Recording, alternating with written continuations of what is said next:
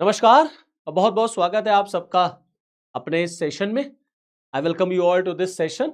और आज के इस सेशन में हम लोग उस एक टॉपिक पर बात करेंगे, उस एक विषय पर समझने की कोशिश करेंगे कि आखिरकार में नेपाल में आने वाले दिनों में अगस्त 23 में 23 अगस्त को नेपाल में एक सेमिनार होने जा रहा, लेकिन इसकी चर्चा चाइना तक हो रही है और शी जिनपिंग की सरकार इस नेपाल में होने वाले सेमिनार से इतना घबरा रही है। आखिरकार में इसमें ऐसा क्या है? ये जो सेमिनार होने जा रहा है नेपाल में, आखिरकार में इसमें ऐसा क्या है जिसकी चर्चा जो है वो नेपाल से ज्यादा चीन में हो रही है? और भारत इस सेमिनार को कैसे देखता है? क्योंकि हम सबको पता है कि इस पूरे एशियन कॉन्टिनेंट में चीन और इंडिया जो हैं वो किस तरीके से एक दूसरे को काउंटर करते हैं। तो भारत के पास दरअसल एक ऐसी ताकत, एक ऐसा स्ट्रैटेजिकल वेपन लग गया है जो नेपाल जो चीन की सबसे बड़ी कमजोरी है। जी हां, मैं बात कर रहा हूं तिब्बत की। अब देखिए दरअसल पूरी कहानी क्या है। कहानी यह है कि आने वाले 23 तारीख को, 23 अगस्त को, मैं आपको पूरा न्यूज दिखा रहा हूं।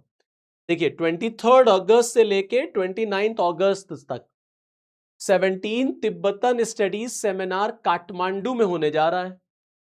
अब काठमांडू में होने जा रहा है, नेपाल में होने जा रहा है, इसमें प्रॉब्लम क्या है? कहीं भी हो सकता है, बिल्कुल हो सकता है। आप ये कह सकते हैं कहीं भी हो सकता है, किसी देश को क्या दिक्कत? बिल्कुल हो सकता है, कोई दिक्कत नहीं है।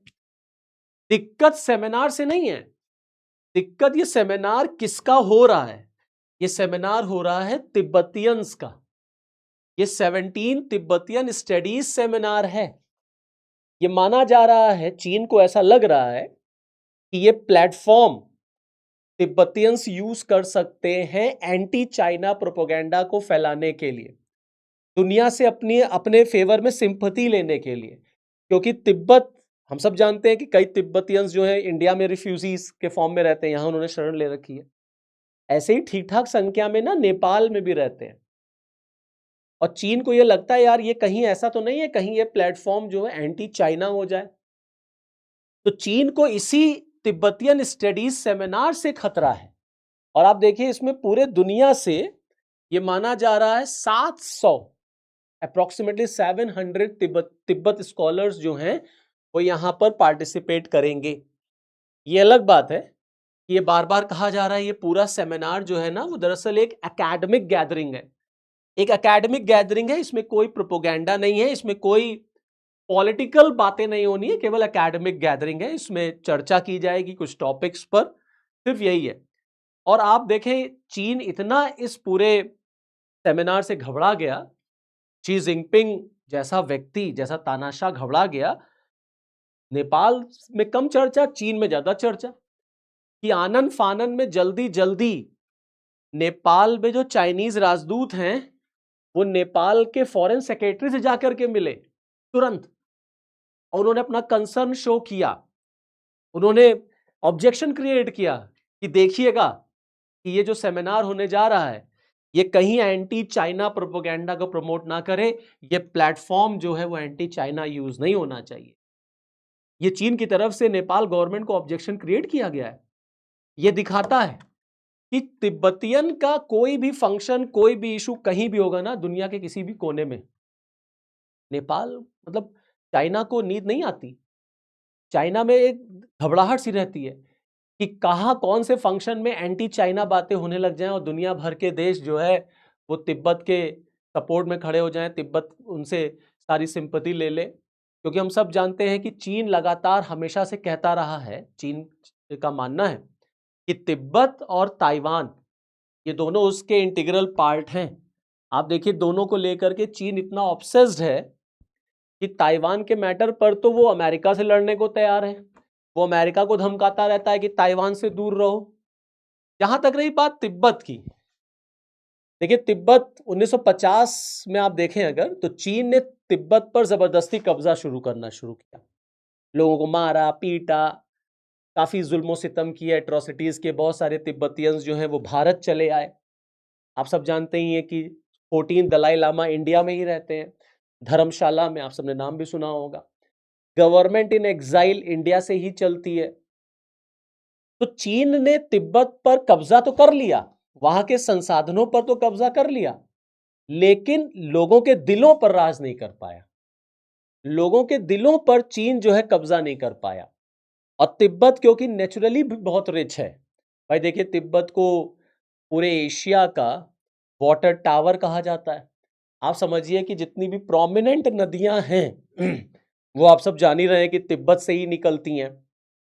तो तिब्बत के जो संसाधन है ना, उस पर चीन की नजरें थी और चीन ने इस तरीके से तिब्बत पर कब्जा किया, वहां से ये इशू क्रिएट हो गया।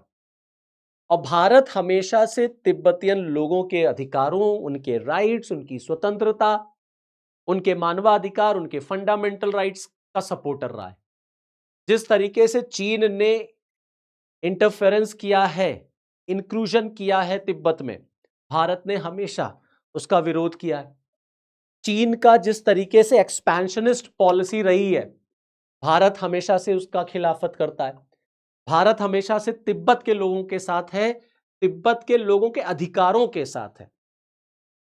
और भारत को अच्छी तरह से पता है कि तिब्बत जो है और ताइवान, ये दोनों चीन की बहुत बड़ी कमजोरी हैं, बहुत बड़ी कमजोरी हैं। तो चाइना जो है ना, वो तिब्बत पे उसने कब्जा तो जरूर कर लिया, लेकिन वहां के लोगों को जीत नहीं पाया। बल्कि आपको मैं बताऊं कि तिब्बत के लोग अपने आप को ज्यादातर भारत से जोड़ते हैं, वो चीन से अपने आप को नहीं जोड़ते, वो भारत से जोड़ते हैं। तो अगर चीन पाकिस्तान में जा करके, भारत के पड़ोसी मुल्कों में जा करके एंटी इंडिया सेंटिमेंट्स या एंटी इंडिया प्रोपोगेंडा को प्रमोट कर सकता है, तो भारत क्यों नहीं तिब्बत का साथ दे सकता है? बिल्कुल तिब्बत का साथ देना चाहिए इंडिया को। और हम हैं, तिब्बत के अधिकारों के साथ है, तिब्बत के लोगों के साथ भारत खड़ा है हमेशा। अब यही बात चीन को जो है वो खलती है, और इसीलिए सेमिनार से चीन जो है वो इतना घबराया हुआ है। अच्छा, अब नेपाल में देखिए, अब नेपाल की जो सरकार है, बालेन शाह, जो कि एक रिवॉल्यूशन के बाद वहां के प्राइम मिनिस्टर बने, अब लोग नेपाल से पूछ रहे हैं, ये बताओ कि नेपाल सोवरेन और डेमोक्रेटिक कंट्री है कि नहीं है? चीन कौन होता है हमको आदेश देने वाला? कि नेपाल चीन का पपेट है, जो चीन कहेगा वही नेपाल कहेगा। इस बात पर भी हो गया। तो नेपाल सरकार ने हालांकि चाइना को यह एश्योर किया है कि China criticism means anti China इस प्लेटफॉर्म का यूज नहीं होगा, मींस एंटी चाइना कोई काम भी इस सेमिनार में नहीं किया जाएगा। ये नेपाल की तरफ से आया। अब नेपाल में इस सेमिनार से चीन इसलिए भी घबराया है क्योंकि भाई भारत से भी तो लोग जाएंगे, और चीन को पूरी तरीके से पता है कि भारत खुल करके तिब्बत और दलाई लामा और तिब्बत के लोगों के साथ है। लेकिन जिस तरीके से चीन ने नेपाल पे दबाव बनाया और जिस तरीके से इस इशू को लेकर के इशू क्रिएट हुआ, जो गवर्नमेंट इन एग्जाइल है, जो तिब्बतियन गवर्नमेंट इन एग्जाइल है भारत में, उसकी तरफ से एक लेटर आया जिसमें यह कहा गया कि वो ये नहीं चाहते कि नेपाल इस सेमिनार को कैंसिल करे। इसलिए यह कहा गया है कि इस पूरे सेमिनार में वो इसको स्किप करेंगे। मतलब Tibetan government in exile is not going to attend this seminar, ताकि ये सेमिनार हो। और उनकी तरफ से जो चाइना प्रेशर डाल रहा है इस कॉन्फ्रेंस को लेकर नेपाल पर, उसका ये एग्जाम्पल है। कहा गया कि भाई हमारी तरफ से कुछ ही लोग जाएंगे, प्रोमिनेंट लोग नहीं जाएंगे, दलाई लामा नहीं जाएंगे, बड़े अधिकारी नहीं जाएंगे, कुछ ही लोग चले जाएंगे। तो मैं जो आपको बात बता रहा था तिब्बत की, इंडिया और चीन के बीच में, ये एक बफर स्टेट है इंडिया और चाइना के बीच में तिब्बत। आप देखिए, चाइना ने अपने ऑफिशियल डॉक्यूमेंट्स में से तिब्बत का नाम भी चेंज करके शीजांग रख दिया। ये इसलिए ताकि लोग उसको चाइनीज नाम से माने। और इंडिया और चीन के बीच में जो सबसे बड़ा जो जो जो एक डिस्प्यूट का मैटर, वैसे तो बहुत सारे डिस्प्यूट के मैटर हम सब जान ही रहे, देखिए ट्रेड का मैटर है, गलवान। आप जब भी इंडिया और चाइना के डिस्प्यूट को देखते हैं तो सबसे ज्यादा आपको आता है बॉर्डर इशू, ठीक है? जैसे गलवान इशू हो गया, डोकलाम इशू हुआ था, ठीक है? ये सारे इश्यूज तो चलते हैं भैया, लेकिन ये भी इशू बहुत प्रोमिनेंट है, दलाई लामा वाला। दरअसल दलाई लामा रहते हैं भारत में और भारत सरकार खुल के दलाई लामा का सपोर्ट करती है। अब चाइना को यह लगता है कि दलाई लामा का जो सक्सेसर है वो चीन से होना चाहिए, वो चीन से होना चाहिए। और दलाई लामा बार बार ये कह चुके हैं कि उनका सक्सेसर चीन का नहीं होगा। तो चीन को लगता है कहीं ऐसा तो नहीं अरुणाचल प्रदेश का हो जाए या भारत से हो जाए तो चीन का जो दबदबा है तिब्बत पर वो नहीं रहेगा ना, तो शी जिनपिंग कैसे दुनिया को मुंह दिखाएंगे? चाइना का डोमिनेंस तिब्बत से खत्म हो जाएगा ना। दलाई लामा एक धर्म गुरु हैं भाई, लोग उनकी बात मानते हैं, तिब्बतियन बुद्धिस्ट उनमें आस्था रखते हैं, तो कोई छोटा मोटा पद तो है नहीं। तो आप देखें, अक्सर आप इस तरीके के बयान सुनते होंगे, China has no right over reincarnation of Dalai Lama. ये जो गवर्नमेंट इन एग्जाइल है भारत में, उनके स्पोक पर्सन का ये न्यूज, जो ये स्टेटमेंट, इसकी फोटो मैं आपको दिखा रहा हूं, मींस जो तिब्बतियन गवर्नमेंट इन एग्जाइल है उसका भी मानना है कि चीन को कोई भी अधिकार नहीं है दलाई लामा के रीइंकारनेशन में इंटरफेयर करने का। ये पूरा का पूरा मैटर तिब्बतियंस का है, दलाई लामा का है, तिब्बत इसको देखेगा। अब भारत क्योंकि खुल करके तिब्बत का दलाई लामा का साथ देता, अक्सर आप फोटो वगैरह देखते ही होंगे, दलाई लामा की बर्थडे हो गई तो हमारे रिप्रेजेंटेटिव जाते हैं, अलग मतलब पॉलिटिकल जो लीडर्स हैं वो दलाई लामा से मिलते रहते हैं। ये चीन को बिल्कुल भी नहीं पसंद आता, तो चीन बार बार भारत से कहता है just stay away, stay out of Dalai Lama's issue. Dalai Lama के जो रीइंकारनेशन का मैटर, उससे भारत बाहर रहे, क्योंकि ये चीन का इंटरनल मैटर है। तो कश्मीर भी तो इंडिया का इंटरनल मैटर है जिसमें चीन इंटरफेयर करता है। अब चीन अगर उसमें इंटरफेयर कर रहा है, पाकिस्तान का साथ देता है, तो भारत नहीं दे सकता, भारत को भी खुल करके साथ देना चाहिए। देखिए, सबसे लेटेस्ट एग्जांपल आपको बताता हूं, अभी दलाई लामा को ग्रैमी अवार्ड मिला, ग्रैमी अवार्ड मिला, चीन इससे भी तिलबिला गया, चाइना को ये भी नहीं पसंद आया कि कैसे ग्रैमी अवार्ड मिल गया।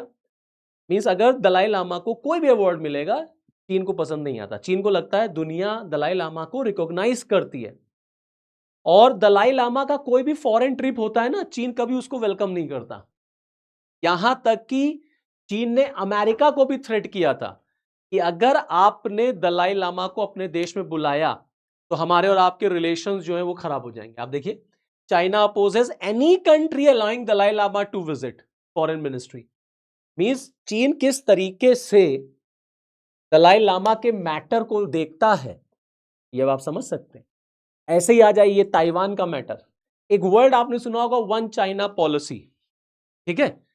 तो जब वन चाइना पॉलिसी की बात आती तो चाइना कहता है तिब्बत और ताइवान हमारा है, there is no Taiwan, only one China, ऐसे आप देख सकते हैं। लेकिन इसके उल्टे ताइवान में चलिए, ताइवान अपने आप को एक सोवरेन कंट्री मानता है, कहता है वी आर नॉट चाइना।